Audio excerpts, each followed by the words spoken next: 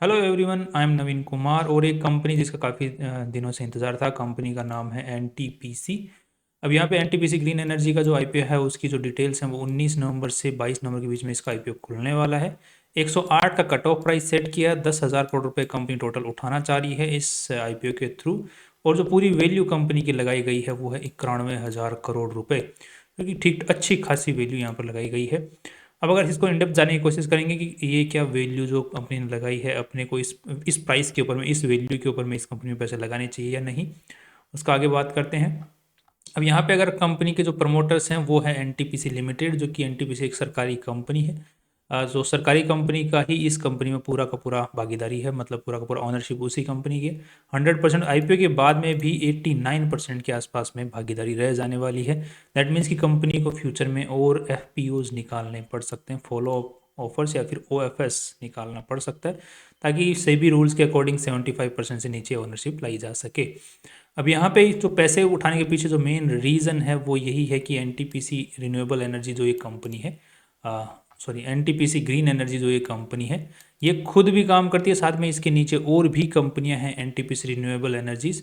सो अब बात कर ये समझ लें कि एनटीपीसी लिमिटेड सबसे ऊंचा मालिक है, उसके नीचे फिर एनटीपीसी ग्रीन एनर्जी मालिक है, फिर उसके नीचे दूसरी कंपनी आती है जो कि और सब्सिडरीज आती हैं जो कि अलग अलग सेगमेंट के अंदर में काम करती है, मतलब अलग अलग जगह के ऊपर हिसाब से अलग अलग कंपनियों के नाम खोले हुए हैं, जिसमें से एनटीपीसी रिन्यूएबल एनर्जी इसकी एक सब्सिडरी है। इसी टाइप से और भी सब्सिडरीज हैं, इसकी 2 सब्सिडरीज हैं और एक जॉइंट वेंचर है इस कंपनी का। सो यहाँ पर जो ये एनटीपीसी लिमिटेड के नीचे जो दूसरी कंपनी है एनटीपीसी ग्रीन एनर्जी, उसका आईपीओ ये है। अब यहाँ पे ये जो कंपनी है एनटीपीसी ग्रीन एनर्जी, ये बोल रही है पैसे उठाने के पीछे रीजन है कि एनटीपीसी रिन्यूएबल एनर्जी जो हमारी सब्सिडरी उसके अंदर हमें पैसा लगाना है, ताकि उसी के थ्रू हम लोग यहाँ पर प्रोजेक्ट्स जो है क्रिएट करते हैं। अब ये क्या काम करती है बेसिकली, इसका पीछे जो मेन काम करने का तरीका है कि ये बिजली बेचती है। राइट, ये कंपनी क्या करती है, बिजली बेचती है। तो ये कंपनी जो एनटीपीसी ग्रीन एनर्जी ये रिन्यूएबल रिसोर्सेज के थ्रू बिजली बनाती है। तो एनटीपीसी लिमिटेड जो मेन कंपनी है वो बेसिकली जो एनर्जी जो बिजली बनाती है वो कोल या फिर जो लिग्नाइट होता है उसको जला जला के फिर भट्टी के थ्रू बिजली बनाती है। जैसे कि हमने वो देखी, चिमनी के थ्रू धुआं निकलता रहता है और बिजली बनती रहती है, कोयला जलता रहता है। तो वो उस तरीके से बिजली बनाने का जो सबसे बड़ी कंपनी है वो एनटीपीसी लिमिटेड है आज के दिन इंडिया में। इसी की एक दूसरी सब्सिडरी जो कि इस रिन्यूएबल रिसोर्सेज से बिजली बनाती है, वो अपना आईपीओ लेके आ रही, पूरा का पूरा जो रिन्यूएबल एनर्जी वाला जो सेगमेंट है उसका आईपीओ आ रहा है। तो अब फ्यूचर के अंदर में जो कोयला वाला है, गवर्नमेंट बोल रही है कि हम जितनी भी फ्यूचर में बिजली बनाने वाले हैं वो मोस्ट ऑफ द जो बिजली है वो रिन्यूएबल एनर्जी से ही बनने वाली है। तो गवर्नमेंट का पूरा फोकस इसी साइड है। तो कंपनी जो सरकारी कंपनी एनटीपीसी ये भी उसी तरफ फोकस कर रही है। तो धीरे धीरे जो आज के दिन ये बहुत बड़ी कंपनी है जो कि बिजली बनाती है, सो ये पूरा का पूरा जो बिजनेस है, मोस्ट ऑफ द जो बिजनेस है वो शिफ्ट कर देगी रिन्यूएबल एनर्जी की तरफ में। तो अब जैसे जैसे कंपनी जो एनटीपीसी ग्रीन एनर्जी वाली जो कंपनी है, जैसे जैसे ये नए नए प्लांट्स ओपन करती रहेगी, solar power plants, wind power plants, तो जैसे जैसे जितने ज़्यादा ओपन करती रहेगी उतनी ज़्यादा इसकी बिजली की जो खपत है, जो शिफ्ट है, वो कोल से शिफ्ट होकर के इधर शिफ्ट हो जाएगा रिन्यूएबल की तरफ में, जो कि गवर्नमेंट का मेन फोकस है। सो आज के दिन तो कंपनी जो वैल्यू लगाई है वो थोड़ी ज़्यादा ही लगाई है, जिस तरीके से हम एनालिसिस में करने की कोशिश करेंगे। बट फ्यूचर के हिसाब से अगर देखा जाए तो ज़्यादा वैल्यू नहीं लग रही, क्योंकि फ्यूचर के अंदर में जो एनर्जी है वो कोल से शिफ्ट होकर इधर आ जाएगी। तो अल्टीमेटली नेट प्रॉफिट्स अच्छे बचेंगे। तो अब नेट प्रॉफिट्स के बारे में भी हम मार्जिन की भी बात करेंगे फ्यूचर में चल के। Let's proceed with the RHP. तो आई होप कि आपको ये जो बेसिक कॉन्सेप्ट है ये अपने को मैं समझा पा रहा हूँ। अब आज के दिन 100% शेयर होल्डिंग एनटीपीसी लिमिटेड के पास में है। कंपनी के ऊपर में कुछ ज़्यादा केस वेसेज आज के दिन स्टेचुटरी और रेगुलेटरी अथॉरिटी के जो केसेज हैं वो नॉर्मली इस टाइप की कंपनी पे मिलते ही है, एक दो दो वो मिलने लगे हुए हैं इनके ऊपर में। क्रिमिनल प्रोसीडिंग्स के प्रमोटर्स के खिलाफ यहाँ पर केसेज हैं, एनटीपीसी लिमिटेड के खिलाफ हैं जो मेन प्रमोटर है इस कंपनी का।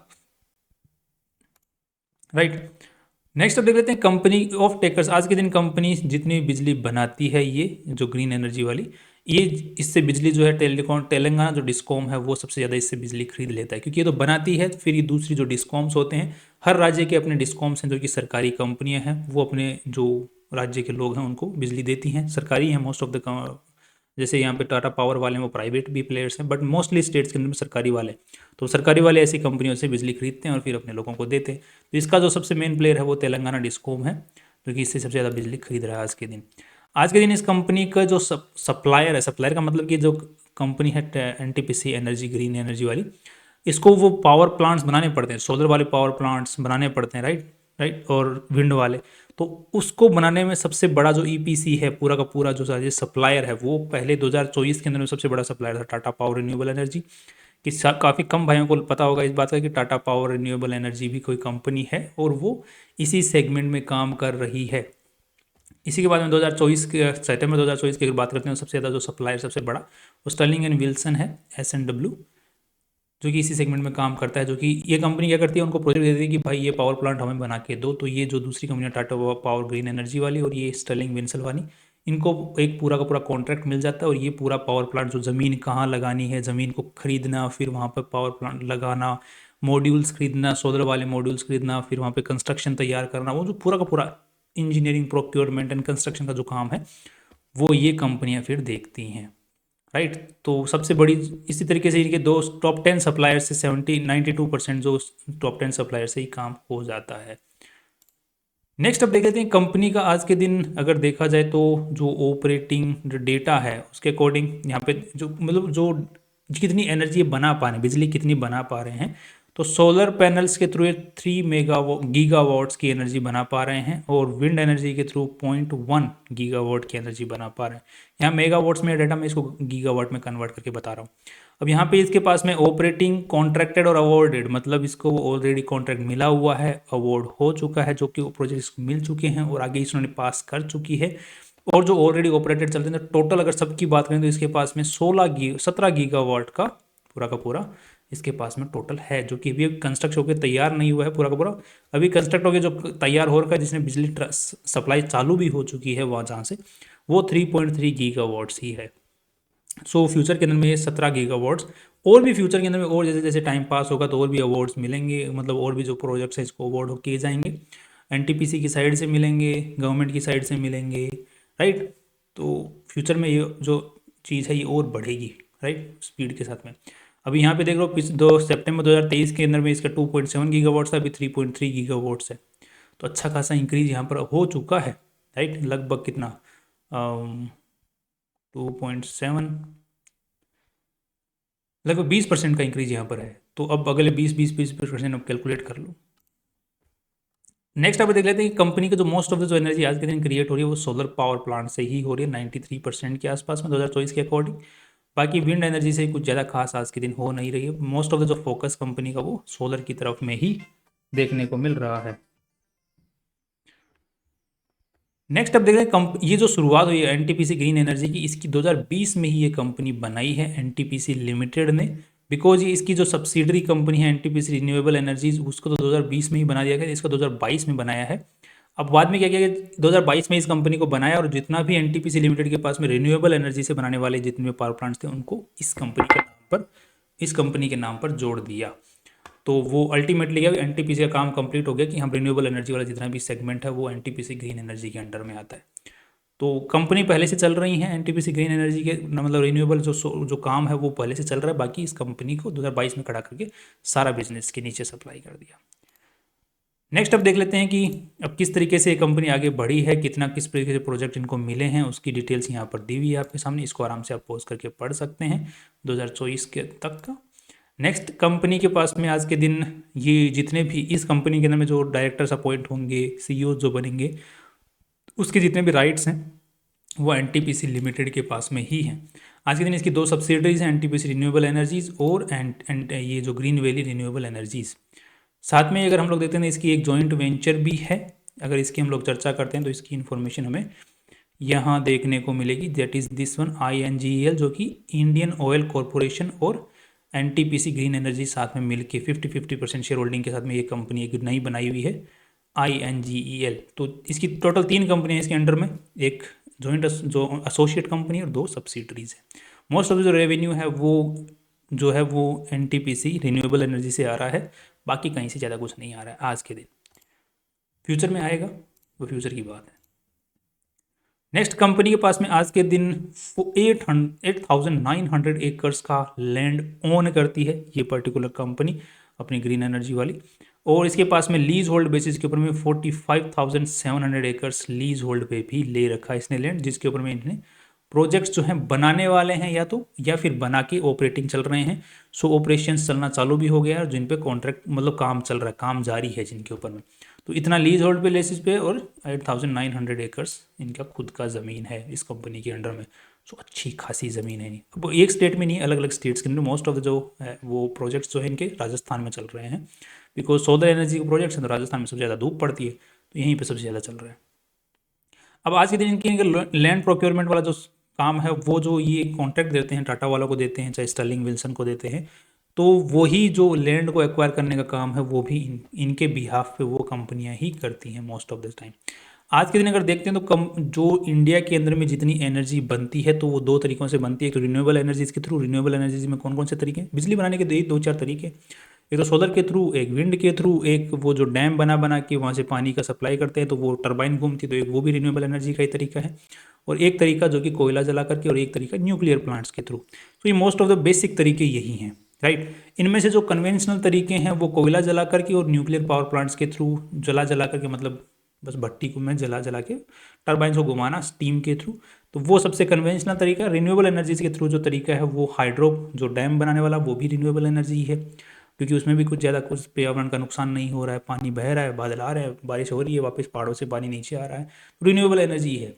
सोलर के थ्रू वो भी रिन्यूएबल एनर्जी है, और साथ में विंड वाला वो भी रिन्यूएबल एनर्जी है। तो रिन्यूएबल एनर्जी के थ्रू आज के दिन जो है मोस्ट ऑफ जो एनर्जी है पुराने ज़माने के मुकाबले अच्छी खासी 45% के ऊपर में चल रहा है। बट द पॉइंट इज़ कि जितनी बन रही है एनर्जी टोटल, उसमें से जो जितनी यूज़ हो रही है वो कन्वेंशनल वाली जो एनर्जी है वो सबसे ज़्यादा यूज़ हो रही है, बिकॉज मोस्ट ऑफ द जो अपने सोलर पावर प्लांट वाले चीज़ें हैं वो दिन में काम नहीं करते हैं, दिन में काम करते हैं, रात में काम नहीं करते हैं। तो जो अभी भी कैपेसिटी यूटिलाइजेशन सबसे ज़्यादा जो इलेक्ट्रिसिटी यूज़ हो रही है वो कन्वेंशनल वाली ही हो रही है। सो अभी अच्छा खासा गैप इनको फुलफिल करना है। सो 25% के आसपास में तो पहुंच चुके हैं, अभी इनको 75% तक और पहुंचना है। तो जिस स्पीड से काम चल रहा है, आई डोंट थिंक कि इनको ज़्यादा वक्त लगने वाला है। 5-7 साल के अंदर में ये आई थिंक 70% को क्रॉस कर जाएंगे। सो इंडिया भी एक रिन्यूएबल एनर्जी के थ्रू ही इलेक्ट्रिसिटी यूज़ करने वाला एक देश बन जाएगा बहुत जल्दी। अब यहाँ पे थोड़ा सा हम देख लेते हैं कंपनी की आरएचपी के अंदर में ट्रेड रिस्क जो बैलेंस शीट है उसके ऊपर नजर डाल लेते हैं। तो पूरा पैसा इस कंपनी में आज के दिन जो लगा हुआ है वो है 32,408 करोड़ रुपए, जिसमें से सिर्फ इन्वेस्टर्स का जो पैसा है वो सिर्फ 8,000 करोड़ रुपए ही लगा हुआ है। दैट मीन्स की कंपनी का पैसा, बाकी उधारी का पैसा ही कंपनी में लगा हुआ है, टोटल जितना भी और लगा हुआ है, राइट। और इसमें से मोस्ट ऑफ द जो पैसा है वो लॉन्ग टर्म लोन के हिसाब से लिया हुआ है, लॉन्ग टर्म के हिसाब से लिया हुआ है। बाकी शॉर्ट टर्म में कुछ ज़्यादा खास पैसा इन्होंने लिया हुआ नहीं है। और ये पैसा मोस्ट ऑफ द कहाँ लगा हुआ है? ये प्रोजेक्ट जो पावर प्लांट्स हैं इनको बनाने में ही लगा हुआ है, या तो बन के तैयार हो चुके हैं उनमें लगे हुए हैं, या फिर जो बन रहे हैं उनमें लगे हुए हैं पैसे।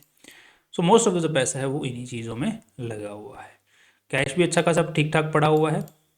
That's all the balance sheet में तो कहीं कोई इश्यू नज़र आता नहीं है, और वैसे भी सरकारी कंपनियाँ क्या ही नहीं इश्यू नज़र आएगा।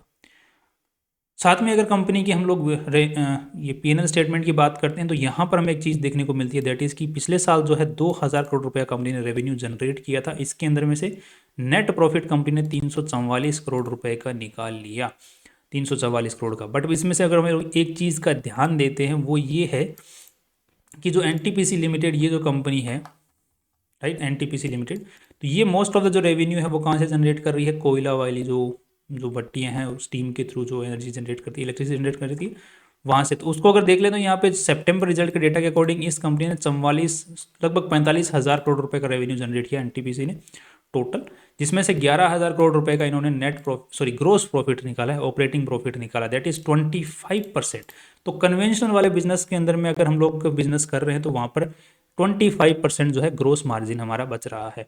बट इसी चीज़ को अगर हम लोग इसमें देखते हैं, क्योंकि इसमें क्या है कि इनिशियल खर्चा ज़्यादा है, ये जो कंपनियां हैं जो कि ग्रीन एनर्जी में काम करती हैं वो इनका इनिशियल खर्चा ज़्यादा है, बट बाद में जो ऑपरेटिंग प्रॉफिट है वो बहुत ज़्यादा है। अब यहाँ पर अगर हम लोग देख पाएंगे तो यहाँ पर 2,000 करोड़ रुपए का रेवेन्यू जनरेट यहाँ पर देखने को मिला। 488 के अंदर में 1,300 करोड़ रुपए, 500 करोड़ रुपए और ऐड कर दो।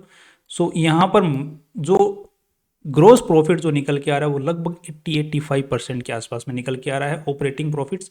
तो यहाँ पर एक चीज़ समझ में आने वाली ये बात है कि अगर इस कंपनी के अंदर में ग्रोस प्रॉफिट बहुत अच्छे हैं और जो एनटीपीसी जो कन्वेंशनल वाले जो है उसके अंदर में ग्रोस प्रॉफिट ज़्यादा अच्छे नहीं है, तो आज के दिन हो सकता है कि नेट प्रॉफिट जो ये बिजनेस वाले हैं, जो ये बिजनेस, क्योंकि इसमें जो मेन खर्चा जो हो रहा है वो डेप्रिशिएशन एंड अमोर्टाइजेशन के अंदर में हो रहा है, क्योंकि प्लांट जो लग चुका है तो उसकी एक लाइफ है, लाइफ के हिसाब से चलता है। दूसरा फाइनेंस कॉस्ट जो कि ईएमआई जाती हैं, इंटरेस्ट जाता है, उसमें ज़्यादा पैसा लगा हुआ है। तो एक बार ईएमआई चुक गई, एक बार ये डेप्रिसिएशन एंड अमोर्टाइजेशन जो है एक बार प्लांट चालू हो चुका है, तो फिर वो धीरे धीरे रेवेन्यू बढ़ता रहेगा और ये इसका जो अमाउंट है वो कम होता रहेगा, राइट। जिसकी वजह से नेट ग्रोस मार्जिन्स होंगे वो बढ़ते ही रहेंगे, ना कि इनकी तरफ फिक्स रहेंगे, राइट। तो ये एक बहुत अच्छा बेनिफिट है इस चीज़ का, जो कि फ्यूचर में देखने को मिलेगा, आज देखने को नहीं मिलेगा। जैसे जैसे ये कंपनी पूरा शिफ्ट कर लेगी अपने बिजनेस को उस साइड में, उसके बाद सो आज के हिसाब से जो वैल्यू लगाई गई है उसकी अगर एक बार बात कर लेते हैं, तो कंपनी कमाई क्या कर रही है आज के हिसाब से, तो 344 करोड़ रुपीज़ की कमाई कर रही है सालाना। पिछले साल जो है 171 करोड़ की कमाई करी थी, इस साल इतना किया था।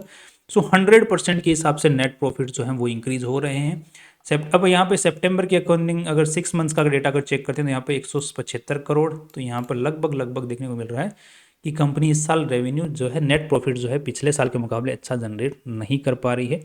इस बार जो है थोड़ा बहुत हो सकता है पिछले साल के मुकाबले कम नेट प्रॉफिट जनरेट कर पाए, बिकॉज 6 मंथ्स का जो डेटा है वो कुछ डेटा अदरवाइज दिखा रहा है, नेट प्रॉफिट्स कम दिखा रहा है। दैट मीन्स कि कंपनी को अभी जो है स्पीड स्लो हो रही है, जो प्रोजेक्ट्स जिन पे कंपनी काम कर रही है। सो ओवरऑल अगर देखा जाए तो आज के हिसाब से जो वैल्यू लगाई गई है 340, अगर यहाँ पे भी इंक्रीज देखने को मिलता है, यहाँ पे 6 मंथ्स के अंदर में भी यहाँ पे 344 करोड़ देखने को मिल जाता, तो हम मानते हैं कि हाँ भाई बहुत अच्छी ग्रोथ है और फ्यूचर के अंदर में बहुत अच्छा नेट प्रॉफिट जनरेट करने वाली है। बट यहाँ पर ग्रोथ जो है वो थोड़ी सी रुकती हुई दिख रही है, जिसकी वजह से हमें थोड़ा सा डाउट है कि अब 90,000 करोड़ रुपए कमाने, 91,000 करोड़ की वैल्यू लगा के कंपनी 344 करोड़ रुपए, तो 264 का पी रेशियो निकल के आता है। जिसको अगर कंपेयर करके देखते हैं अडानी ग्रीन एनर्जी के साथ में, तो यहाँ पर इसका जो पी रेशियो 182 का है, ये अच्छी कमाई कर रही है उसके मुकाबले। और ये कंपनी जो दूसरी है अपने सामने, एक एक्मे सोलर का जो आज के दिन आईपीओ खुला है, तो उसका भी 17,000 करोड़ रुपए की वैल्यू के ऊपर में ये कम आईपीओ आया था, जो कि सिमिलर साइज सेम साइज काम करता है। तो इसकी जो वैल्यू थी वो कितनी लगाई गई थी, 17,000 करोड़ रुपए की लगाई गई थी, जिसको भी जो का मार्केट ने जो है आज 12% से नीचे पटक दिया आईपीओ लिस्टिंग के बाद में। तो अभी दिख रहा है कि ये जो मार्केट है, इस जो एनटीपीसी ग्रीन एनर्जी वाला आईपीओ, इसको भी मार्केट अच्छी वैल्यू नहीं देने वाला, बिकॉज एक्मे जो है इसको भी अच्छी वैल्यू नहीं मिली। सो ओवरऑल अब देखा जाए तो मुझे लग रहा है कि लॉन्ग टर्म के हिसाब से कंपनी बहुत अच्छी है, राइट। बट आज के हिसाब से जो वैल्यू लगाई गई और मार्केट जिस हिसाब से डावाडोल चल रहा है इस सेगमेंट को लेकर के, तो उस हिसाब से आज के दिन मुझे महंगा लग रहा है। लिस्टिंग गेंस ज़्यादा मिलने की उम्मीदें हैं नहीं, बट अगर नीचे आता है तो अक्यूमुलेट किया जा सकता है लॉन्ग टर्म के हिसाब से। बिकॉज एनटीपीसी क्या है कि खुद की कंपनी है, तो वो अपना जो जितना भी कन्वेंशनल एनर्जी तरीके से जितनी भी एनर्जी बिजली क्रिएट करता है उसको शिफ्ट करने वाली है पूरा का पूरा इधर ग्रीन एनर्जी की तरफ से, क्योंकि गवर्नमेंट की तरफ से प्रेशर और गवर्नमेंट कंपनी है। तो बाद में जो नेट प्रॉफिट्स निकाल के, जो नेट प्रॉफिट्स निकलने वाले हैं रेवेन्यू के बाद में, जिस तरफ से एनटीपीसी जो आज के दिन रेवेन्यू जनरेट करती है, फ्यूचर में जो है ग्रीन एनर्जी की तरफ से आ रहे होंगे मोस्ट ऑफ द जो रेवेन्यू है, तो नेट प्रॉफिट्स भी अच्छे आ रहे होंगे। सो लॉन्ग टर्म के हिसाब से कंपनी बहुत अच्छी दिख रही है, बट आज के हिसाब से जितनी वैल्यू लगाई गई है उसके हिसाब से ज़्यादा अच्छी नहीं लग रही है। तो थोड़ा नीचे आता है तो अक्यूमुलेशन किया जा सकता है, बट अभी के लिए थोड़ा सा होल्ड किया जा सकता है। That's all, that's my personal view. So आपका व्यू जो डिफर हो सकता है, आपके हिसाब से आपका अपने फाइनेंशियल एडवाइजर से पूछ के और रिसर्च करके डिसीजन ले। That's all, see you tomorrow.